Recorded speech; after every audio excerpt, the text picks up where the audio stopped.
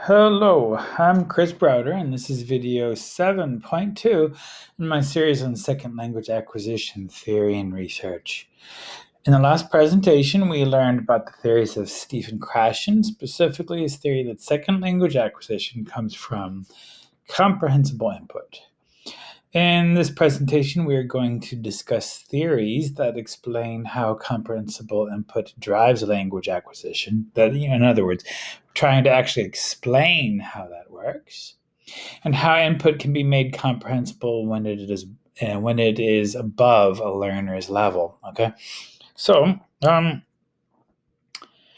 this presentation is generally based on Chapter 7 from Rada Ellis's text, Understanding Second Language Acquisition, Chapter 5 from Seville Trig's text, Introducing Second Language Acquisition, and Chapter 2 of Lightbon and Spada's text, How Languages Are Learned. As early as 1975, researchers were noticing that people often modify their speaking when talking to people who have limited language proficiency. Some have called this way of talking foreigner talk. Foreigner talk often involves certain modifications that might help make it more comprehensible to people with limited proficiency.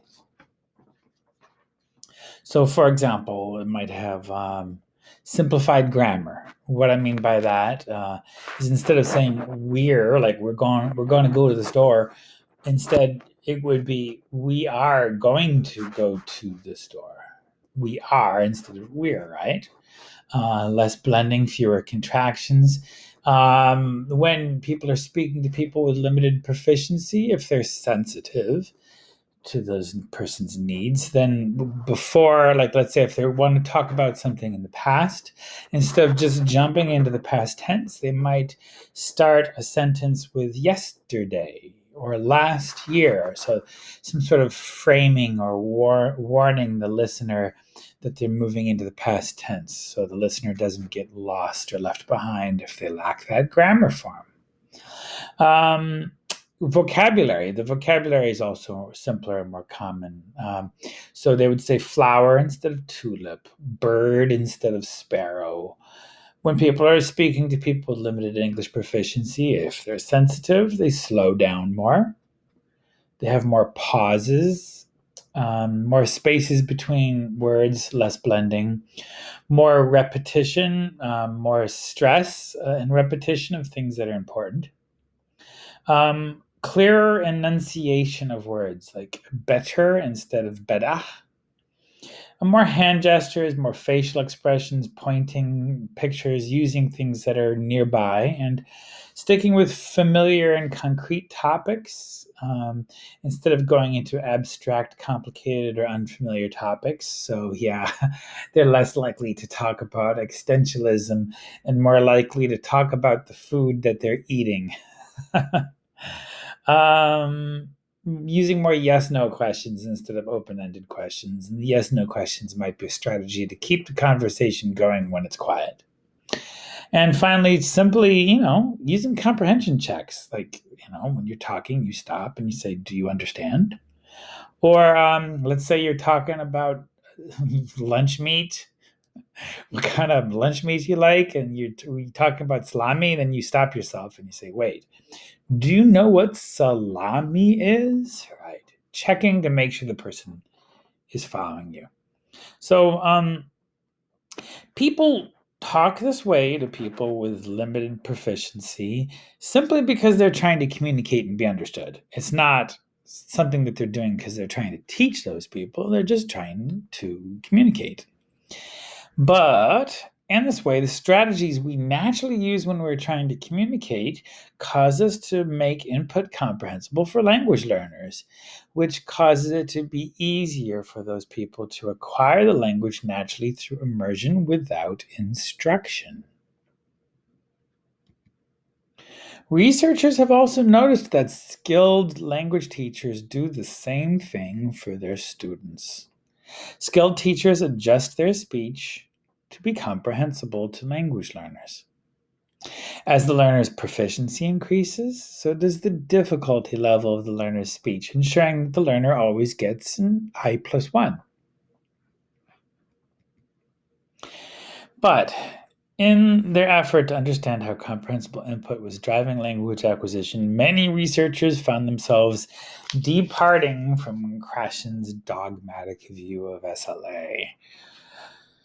Richard Schmidt, for example, observed that learners consciously noticed the 1 in the I+1 and that the noticing preceded the acquisition. In other words, when that modification was going on, when somebody was making input comprehensible, you were hearing a new word or grammar form and understanding it because that person was making input comprehensible. Schmidt is arguing that this is not something that's going on in the subconscious, but that learners are conscious of this. They studied this by talking to the learners, using learner diaries. This ushered in like 10 years of research on noticing what the learners were noticing and why they were noticing it, and whether they were acquiring it later on. And the research was generally quite conclusive. When students consciously noticed something, they were more likely to acquire it. This claim is now called the noticing hypothesis. So, directly, it says that acquisition happens when learners notice and then start paying attention to the forms in the input they have not yet acquired but are developmentally ready to acquire. Okay? So, you're only going to get what you're ready to get. Because learning comes in stages, right? This theory, again, this theory conflicts with Krashen's claim that acquisition is unconscious and that a focus on form does not help, because this is kind of a focus on form.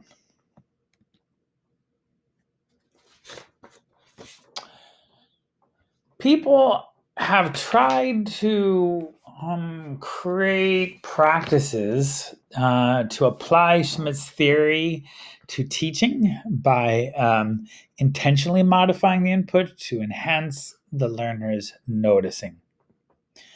One way is called flooding, or an input flood. With an input flood, the teacher chooses a text that uses a certain grammar form a lot, with the hope that the learner will acquire that form through noticing. So, in other words, if you want the people to learn past tense, then you have them use a lot of past tense. They're going to be reading a lot of past tense, listening a lot of past tense. That whole unit is all going to be using past tense. You don't have to teach the past tense, but just make sure that all of your reading, discussion, and listening uses the past tense. Theoretically, they should learn it faster this way, right? Another way is called highlighting. With this method, the teacher can take the forms and vocabulary and make them more noticeable by highlighting them or making them in bold or just doing something to, bring the learner's attention to them. Honestly, the research on these methods is not entirely conclusive, and the reasons for that are complicated. One, when learners are focusing on form, they're paying less attention to the meaning and getting more anxious. This can actually be inhibiting the language acquisition. It's hard to focus on both the form and the meaning at the same time. Those are like two competing activities in the brain.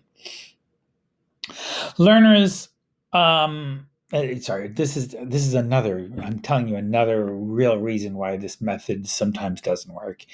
This is important. Learners acquire what they're ready to acquire. If you're flooding them with some input and they're not really ready for that, then they're just not going to get it. Forcing them to pay attention to something that they're not ready to learn is not going to help. Okay. All right. So we just talked about how teachers make input comprehensible and how that helps learners acquire a language. One way is through modifying your speech using what's called foreigner talk or teacher talk. Another way is by flooding or highlighting certain features in the input. I hope this video was useful for you. In the next video, we will learn more about how researchers ended up diverging more and more from Krashen's theories. In particular, we're going to be learning more about how they took more interest in interaction, output, and the social aspects of SLA. I hope this was interesting for you. Thanks. Bye-bye.